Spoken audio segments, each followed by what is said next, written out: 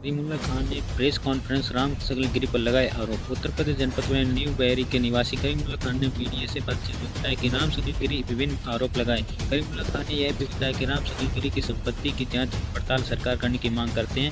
पूर्व राम सकलगिरी ने करीमुल्लाह खान पर आरोप लगाए थे, जान की खतरा इसको खारिज की गई।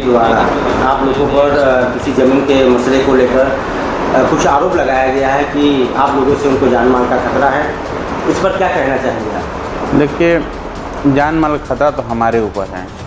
बीते दिनों पहले हमारे ऊपर पूरे समाज को जानकारी है और पुलिस प्रशासन महकमा को भी जानकारी है कि राम सकलगिरी द्वारा साजिश करके हमारे ऊपर हमला कराया गया था, जिसमें हम अपने बयान में भी उनको दर्ज कराएं। ना आज तक कोई गिरफ्तारी हुआ, ना गिरी जी का नाम बढ़ोतरी हुआ। प्रशासन में इतना उनका पकड़ है कि मेरे बयान पर भी आज तक उनका नाम बढ़ा नहीं। और रही बात गढ़वा रोड की ज़मीन की, बात करते हैं गिरी बाबा जी। 2017 में जब हम वहाँ पे काम लगाए थे तो उनकी बेटी द्वारा यानी सुमन गिरी जी द्वारा न्यायालय में मुकदमा करके स्टे करवा कर मेरा काम रुकवा दिया गया। उसके बाद उतना ही नहीं किए, एक और मुकदमा किए मेरे पिताजी पर सिविल कोर्ट में, उसमें भी स्टे ले लिए। उसके बाद अपने नाम से मुकदमा किए, उसमें भी 3 मुकदमा उनके द्वारा सिविल कोर्ट में किया गया है, मेरे द्वारा एक भी नहीं किया गया है। और वो कह रहे हैं कि हम ज़मीन हड़प रहे हैं, हम ज़मीन काम रखवा रहे हैं। उनके द्वारा 3 मुकदमे किए गए हैं, तीनों में वो स्थगन आदेश लिए, जो आज स्थगन आदेश प्रभावी नहीं है। मौके पे हमें काम लगाना है और काम लगाने जा रहे हैं तो उनके द्वारा, उनके गुर्गों द्वारा बार बार हमको धमकी दिया जा रहा है कि काम लगाओगे तो जैसे तुम्हारे ऊपर रात में हमला कराया गया है वैसे दिन में हमला कराया जाएगा। ये बात राम सकलगिरी द्वारा कहा जा रहा है, उनके गुर्गों द्वारा कहा जा रहा है। और हम डरन वहाँ मौके पे जा नहीं रहे हैं, मौके पे कोई काम नहीं करा रहे हैं कि फिर हमारे ऊपर हमला हो जाए।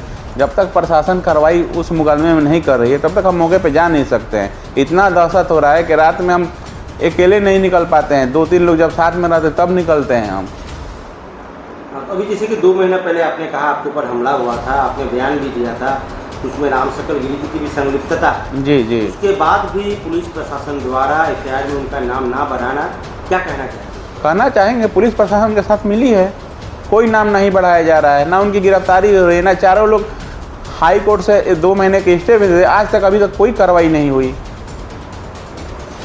अच्छा, ये लगभग देखा जा रहा है एक अरसे से आपके और गिरी जी के बीच तमाम जमीन को लेकर विवाद चला आ रहा है, तो इसमें अक्सर देखा जाता है, बहुत लोग कहते भी है जो राम सकलगिरी जो है कानून का दुरुपयोग करते हैं, इस पर क्या कहेंगे? स्पॉन्ज मामले में बहुत ज़्यादा देखिए, एक तो सीधे उनका एक ही मुद्दा होता है, हिंदू और मुस्लिम।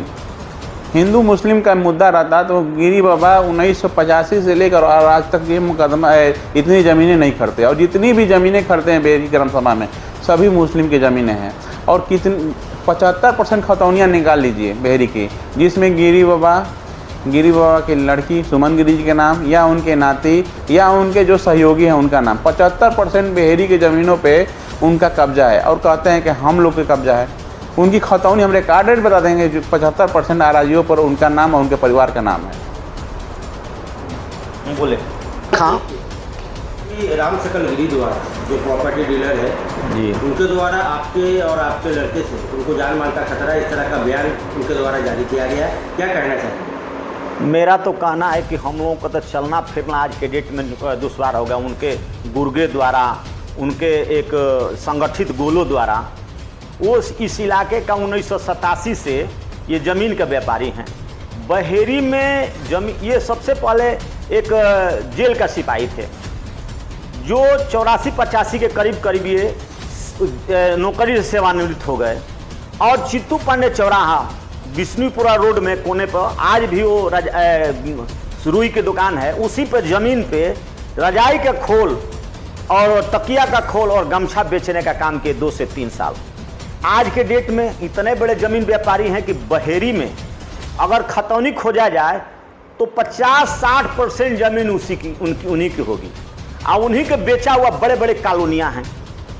और कहते हैं कि हमको परेशान किया जाएगा। अरे हम लोग खुद परेशान हैं, हमारे लड़के को 2 बार जाने ले हमला उनके द्वारा, उनके गुर्गों द्वारा किया गया। एक बार SDM कोर्ट में जो 308 के मुजरिम उनके गुर्गे हुए, और अभी 3 महीना पहले हमारे लड़के का हमारे न्यू बहरी मकान के पीछे 9-9:30 बजे रात को जानलेवा हमला किया गया उनके द्वारा, संगठनों द्वारा, जो उनको हम मीडिया के माध्यम से और पुलिस प्रशासन के माध्यम से उनको अवगत कराए कि ये उसमें उस संगठन को हम कांड कराने वाले में ये मुख्य अभियुक्त हैं। आज तक उनके ऊपर कोई कार्रवाई नहीं हुई।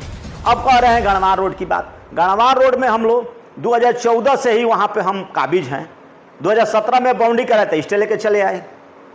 अभी नापी जोखी हम कराने के पड़ रहे हैं चक्कर में, तो कह रहे हैं कि स्टे है और तरह तरह की भूमिका निभा रहे हैं। जमीन कहीं खरीद लेंगे, किसी के चौहदी पर चौहदी दे देंगे, उनका जिम्मा यही काम है।